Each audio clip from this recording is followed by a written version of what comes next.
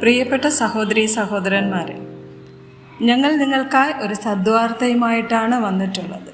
6 ഭാഷകളിലായി 365 തലക്കെട്ടുകൾ ഉൾപ്പെടുത്തിയ ഒരു പരമ്പര. മലയാളം, ഇംഗ്ലീഷ്, കന്നഡ, തമിഴ്, തെലുഗു, ഹിന്ദി.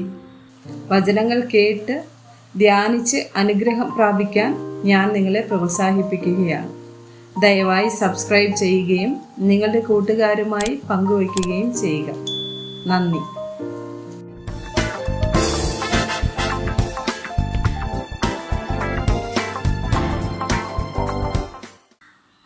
ദിവസം 252.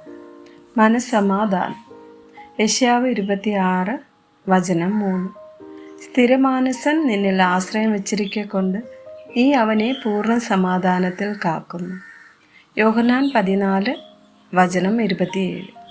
സമാധാനം ഞാൻ നിങ്ങൾക്ക് തന്നേച്ചു പോകുന്നു, എൻ്റെ സമാധാനം ഞാൻ നിങ്ങൾക്ക് തരുന്നു.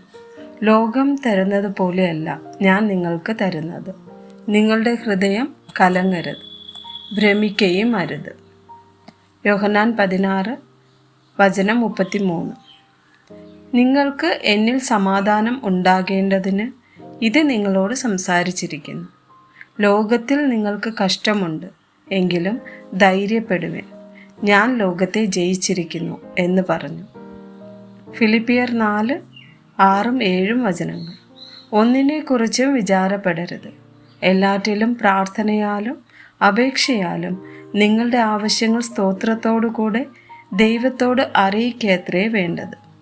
എന്നാൽ സകല ബുദ്ധിയെയും കവിയുന്ന ദൈവസമാധാനം നിങ്ങളുടെ ഹൃദയങ്ങളെയും നിനവുകളെയും ക്രിസ്തുയേശുവിങ്കൽ കാക്കും.